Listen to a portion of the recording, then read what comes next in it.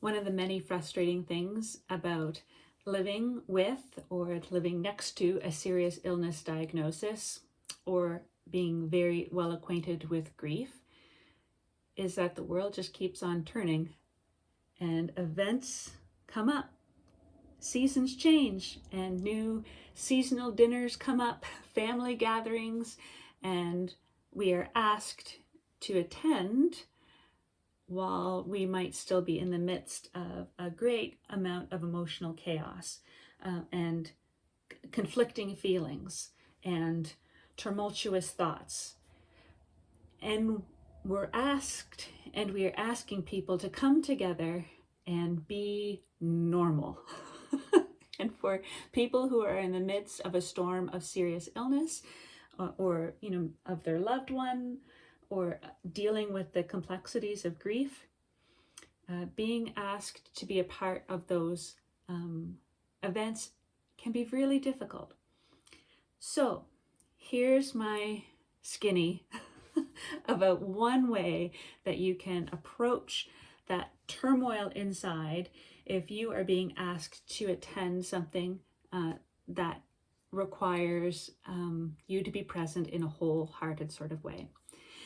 I started thinking about this a couple of weeks ago when a beloved in my life had a family event that they needed to attend, and a serious illness was a very rude intruder. However, they needed to go to this family event, and they were so wanting to be there and joyful and appreciative, and yet were filled with such deep sorrow. And they said, how am I going to be present at this event? And they made this sort of face like, I'm just going to have to. And my heart was just so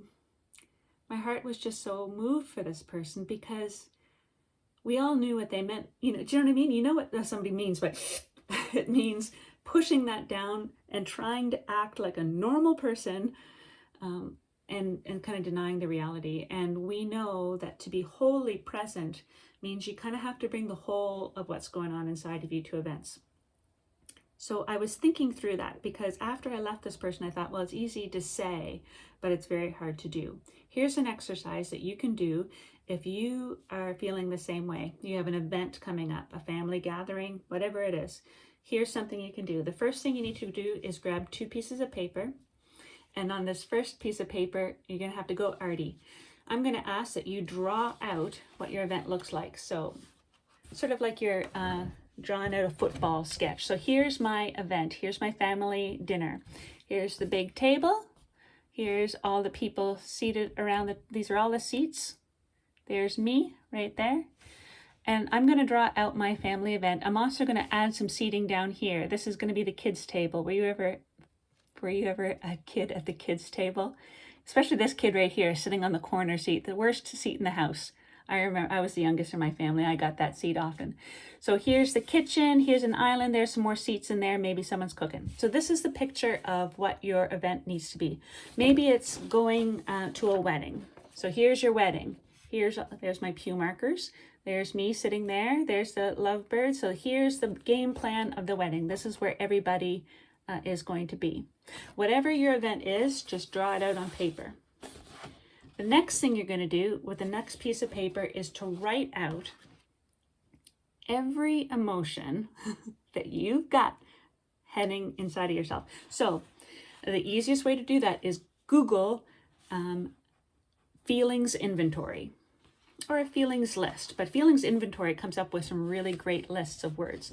So what I did here as an example is I looked through that list of feelings that were listed, and I just wrote down every one that resonated with me.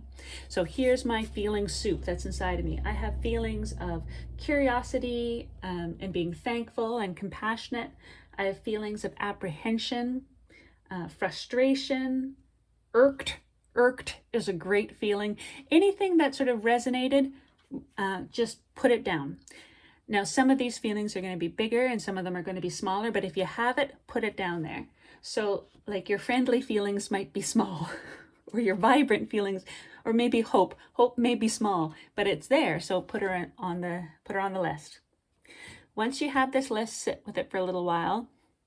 and think through which one of these are the bigger ones and which one of these are the smaller ones.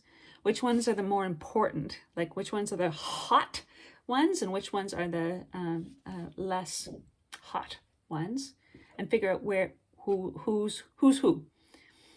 The last step in this is you need to go back to your game plan and you need to fill in all of those feelings and give them all a seat. Everybody's invited. Everyone gets a seat. So you're going to write on here. What's a nice one? Oh, warm.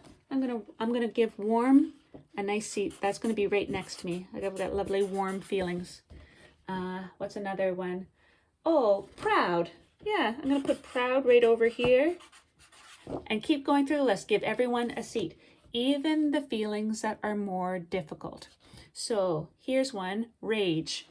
Where am I going to sit rage at this table? Do you know what? I'm going to sit rage right across from me. You know why? Because I want to keep a close eye of where rage is at all times. Because right now, that might be a hot, hot one. And if I have my eyes on rage, I might have a better sense. Maybe envy. I'm going to put envy on the kitty table, way down here. I want to put her farther away from me. She needs a lesser seat tonight, and that's where she's going.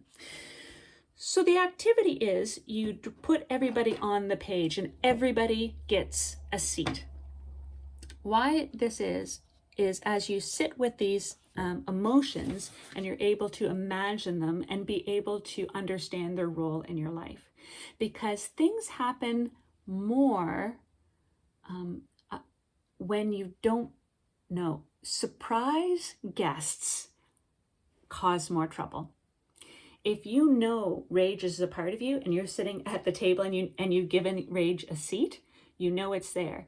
It's very different when you're sitting in the middle of the wedding and all of a sudden bitterness comes up and sits next to you. Do you know what I mean? And you're caught up suddenly in the story of what that feeling is for you. The activity is that when you're in that situation and all of a sudden you recognize bitterness has taken a seat next to you, you can be aware of it, observe it, and then remind bitterness that that's not their seat, that they have a seat back at the kiddie table. So when my kids were very, very little, I would always bring them along with me to services, even when they were preschoolers. And they always knew that they could always interrupt me in a service by putting their hand on my arm. And we'd have this code. I would put my hand on their hand so that they knew, I knew they needed something. And I would just continue with the service, ignoring them while I had my hand on their hand. But they knew that I knew that they were there and I knew that they needed something. And when I had a moment, I would turn and I would ask them what they needed. So when you're at this dinner and all of a sudden you have this feeling, you can be aware of it, see it, and then you can deal with it. You can actually in your mind say, no, your seat is back there. This seat is reserved for grace. This seat is reserved for hope. And even though hope is a very little feeling in my life right now, she gets priority seating next to me. So I will deal with you and later. Or when somebody asks you a question like, how have you been? Maybe they don't know you very well. And they say, how have you been? If you have your eyes on where rage is in the room, you can say in your mind, oh, they're asking me, not you. So rage, you don't get to answer. I am answering and I'm choosing to say this. Do you know what I mean? It's an idea. If this idea is helpful for you, give it a go. Draw out your map. Figure out who is in you these days and what seat they need at the table. If it works for you, let me know. I'd love to hear from you. and you can write to me anytime. My email is grief@valleyhospice.ca, and I'd love for you to have a wholehearted event.